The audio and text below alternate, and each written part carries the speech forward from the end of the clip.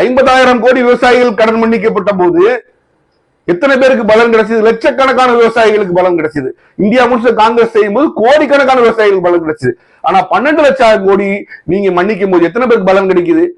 100 பேருக்கு கூட கிடையாது, 110 பேருக்கு பலன் கிடைக்குது. அப்போ இது டார்கெட், இது வந்து சீட்டிங். பேங்க்ல கடன் மன்னிக்கிற சீட்டிங். யாராச்சும் ஃப்ரீ பீன்னு சொன்னா சொல்லுங்க. ஃப்ரீ பீ கிடையாது. ஒரு நாட்டில் 1000 ஆண்டுகளாக, பல 1000 ஆண்டுகளாக ஒடுக்கப்பட்ட அமுக்கப்பட்ட மக்கள் தங்களுடைய வாழ்வாதாரத்துக்காக அவர்களுடைய உரிமையை அரசாங்கம் சிறிது கொடுப்பதுதான் இந்த மேனிபெஸ்டோ. இது அவனுக்கு ஃப்ரீயா செய்யல, புரிஞ்சுக்கங்க.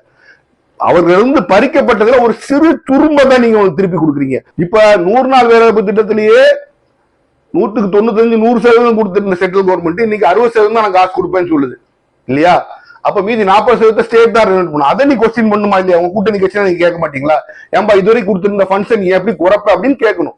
அதை கேட்கலன்னா இது நீங்க கொடுத்த இந்த ஒரு வாக்குறுதி ஒரு வெட்டு ஹாலோ வாக்குறுதியா தான் இருக்கும்.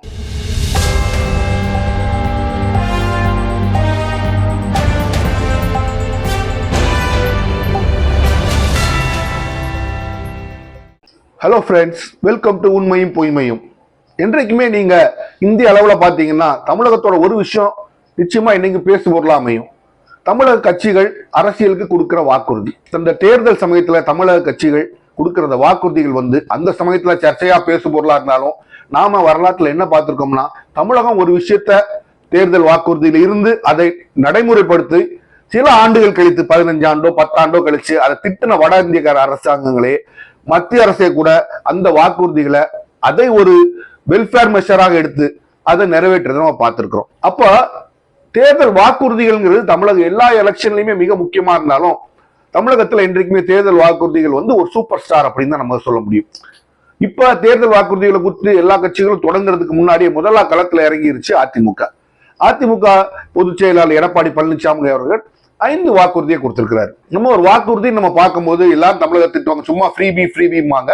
பட் இந்த 5 வாக்குறுதிகள் என்ன? சும்மா எல்லாத்தையும் இலவசமா கொடுக்குறாங்க, இலவசமா கொடுத்துறாங்க அப்படின்னு சொல்றாங்க. அதோட வளர்ச்சிகளையும் நம்ம யோசிக்க வேண்டியது. அதை நம்ம பின்னால உங்களுக்கு இந்த இதுலயே எக்ஸ்பிளைன் பண்றேன் என்னன்னு. இப்ப 5 வாக்குறுதிகளை அவர் கொடுத்திருக்கிறாரு. என்னன்னா, இப்போதைக்கு குடும்ப தலைவியோட பேங்க் அக்கௌண்ட்ல 1000 ரூபாய் திமுக அரசு செலுத்திக்கிட்டு இருக்கு. இதை நாங்க 2000 ரூபாய் உயர்த்துவோம். அப்புறம் 5 லட்சம் பெண்களுக்கு 2 வீலர்ஸ் வாங்குறது 25,000 ரூபாய் மானியம் கொடுப்போம். வீடு இல்லாதவங்களுக்கு, கிராமங்கள்ல வீடு இல்லாதவங்களுக்கு நிலம் கொடுத்து கான்கிரீட் வீடு கட்டி கொடுப்போம். நகரங்கள்ல உள்ளவங்களுக்கு அதை அடுக்குமாடி குடியிருப்புகள் நாங்க வீடு கட்டி தருவோம். அதே மாதிரி பட்டியலினத்தை சேர்ந்த குடும்பத்துல உள்ள மகன்கள் தனியா போய் வீடு கட்டினா அவங்களுக்கும் நாங்க நிலம் கொடுத்து வீடுகள் கட்டி கொடுப்போம். அதே போல ஆண்களுக்கும் பெண்களுக்கு இலவசமா பஸ் பயணம் இருக்கிற மாதிரி ஆண்களுக்கும் இலவச பஸ் பயணம் கொடுப்போம் அப்படின்னு சொல்லியிருக்காங்க. அப்ப நீங்க இது ஒரு 5 வாக்குறுதிகள். உடனே இதோட எல்லாரும் நம்ம வட இந்தியாவில் உட்காந்து கத்துவாங்க, தமிழகத்துல பாருங்க இலவசம் கொடுக்குறாங்க.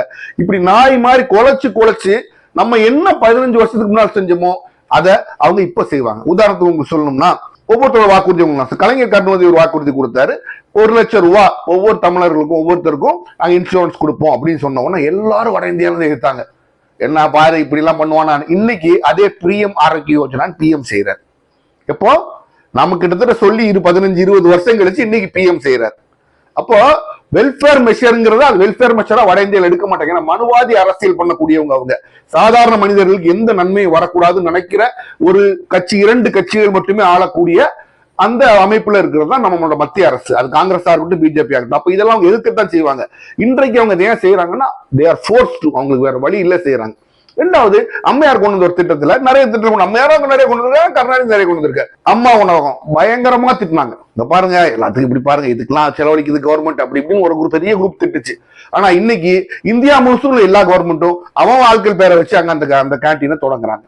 அப்போ இதெல்லாம் வெல்ஃபேர் மெஷர்ஸ் அப்படின்னு எடுக்கணும். உடனே இங்க கூட ஒரு மனுவாதி குரூப் நிறைய இருக்கு. நிறைய மக்களோட உயர்ந்த படித்தவர்கள், மெத்த படித்தவர்கள், மூளை வலிமையோட பிறந்த ஒரு குரூப் இருக்கு. பாரு இதெல்லாம் செய்யறாங்க, இதெல்லாம் தேவையா? பிஸ்கல் டிசிப்ளினே இல்லை, அதாவது பொருளாதார ஒழுங்கே இல்லை அப்படின்னு சொல்லி இந்த அரசை திட்டுவாங்க. என்ன பொருளாதார ஒழுங்கு? நீங்களும் உங்கள் சார்ந்தவர்களுக்கும் நம்ம இந்தியன் பேங்க்ஸ் 10 லட்சம் கோடி 12 லட்சம் கோடின்னு கடனை மன்னிக்கலாம். அப்ப பொருளாதார ஒழுங்கு கெட்டு போகாது.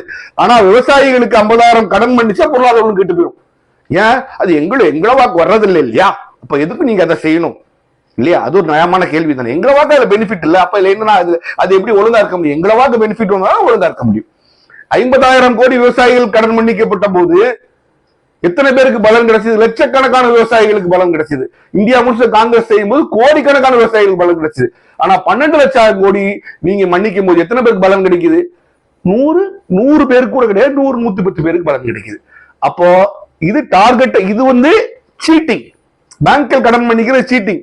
இது டார்கெட்டட் வெல்ஃபேர் மெஷர். நீங்க நல்லா புரிஞ்சுக்கணும் சாமானிய மனிதனுக்கு எப்படி வரும் அப்படின்னு. நீங்க தமிழக இப்ப இந்த இதே நீங்க எடுத்துக்கிட்ட காசு கொடுக்கறனால என்ன ஆக போகுது?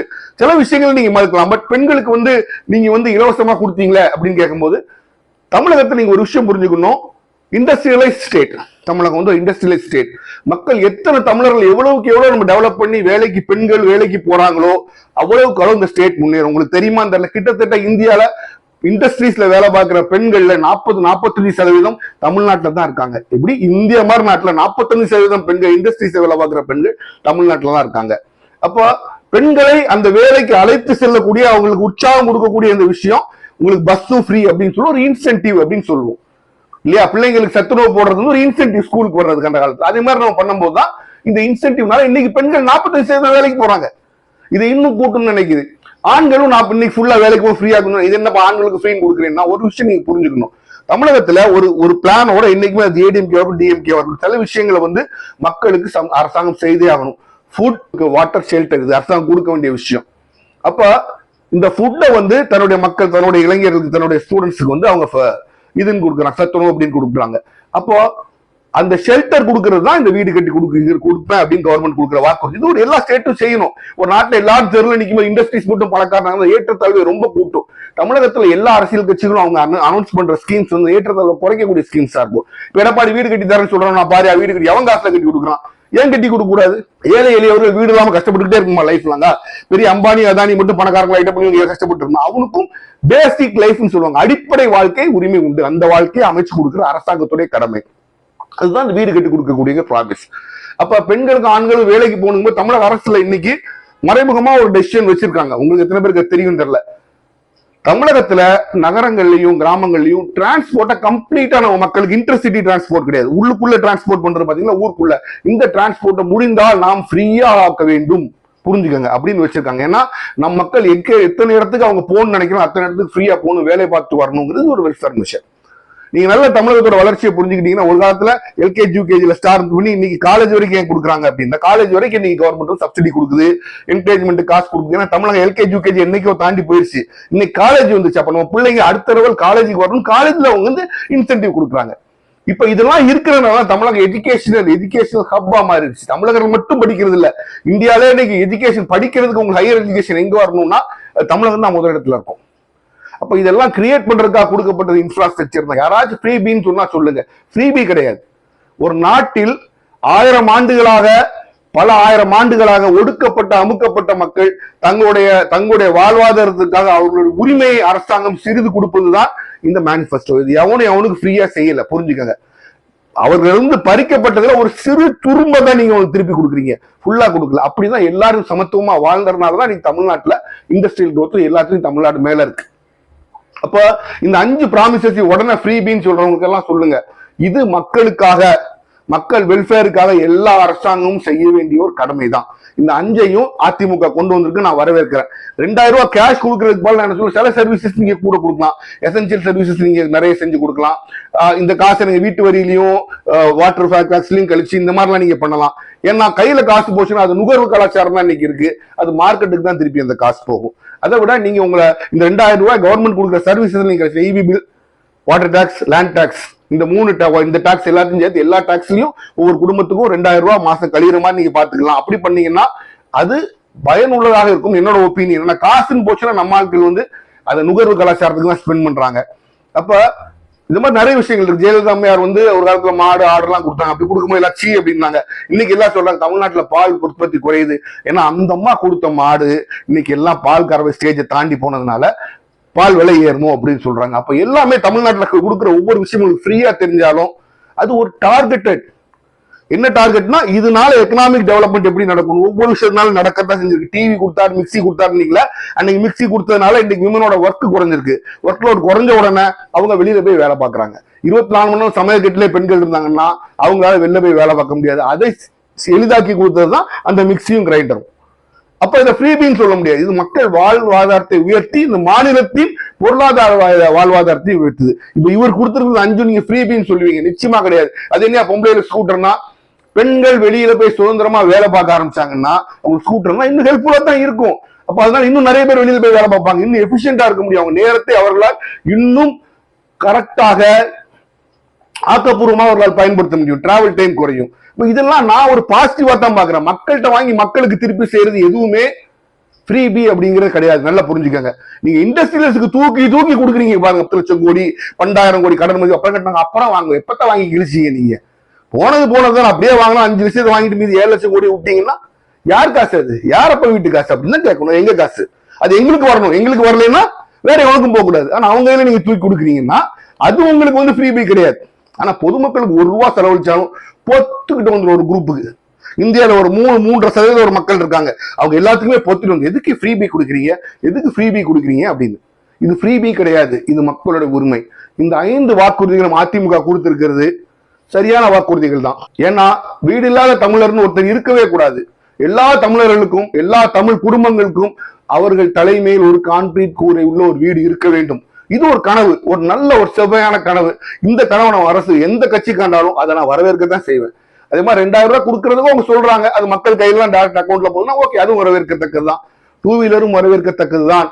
இப்ப இந்த பட்டியல் இனத்தில இவங்க சொல்லும் போது இன்னொரு வாக்குறுதி கொடுக்குறாரு. அதுல வந்து எனக்கு கொஞ்சம் உடன்பாடு, அந்த வாக்குறுதிகளுக்கு உடன்பாடு ஒன்று எப்படி செய்ய போறாங்கன்னு எனக்கு தெரியல.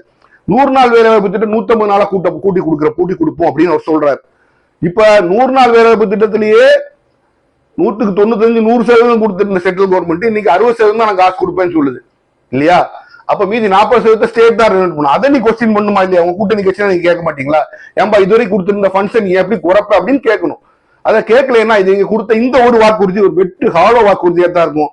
ஏன்னா உங்க கூட கூட்டணியில் இருக்க கட்சி தான் இந்த 100 நாள் வேலைவாய்ப்பு திட்டம் தோற்கடிக்கணும், அது நடக்கக்கூடாதுன்னு வேணுக்குனே முனைந்து செயல்படும் போது அவங்க எதிர்ப்பு நீங்க தெரிவிச்சிருக்கணும். அப்போ நீங்க அதை எதிர்ப்பு தெரிவிக்கலன்னா you are also accomplice, you are complicit in that ஆங்கிலத்தில் சொல்லுவாங்க. நீங்களும் அதோட உடந்தையரா தான் இருக்கிறீங்க. நாங்க எடுத்துக்க முடியும், இந்த வாக்குறுதியை எடுத்துக்கவே முடியாது. ஏன்னா சென்ட்ரல் கவர்மெண்ட் கொடுத்திருந்த காசை சென்ட்ரல் கவர்மெண்ட் கொடுக்காது, 40% நீ தான் கொடுக்கணும்னு சொன்னா நிச்சயமா நடக்காது. வேற யாராச்சும் சொல்லிச்சோம் என்ன போய் நம்புவீங்க? இந்த விஷயத்துல உங்களுக்கு நம்ப முடியாது. அதிமுகவோட 5 வாக்குறுதிகளும் என்ன அப்படின்னா, எலெக்ஷன் தொடங்கிருச்சு, தேர்தல் சூடு பிடிச்சிருக்குன்னு தான் நம்ம காமிக்குது. இந்த 5 வாக்குறுதிகளை நான் நிச்சயமாக வரவேற்க தான் செய்கின்றேன். இந்த 5 வாக்குறுதிகளும் சமூக நீதி சார்ந்த ஒரு நடவடிக்கையாக தான் நானும் பார்க்கிறேன், தவிர அதுக்கு எதிரான நடவடிக்கையாக நான் பார்க்கவில்லை. ஃப்ரீபி அப்படின்னு நினைக்க முடியாது.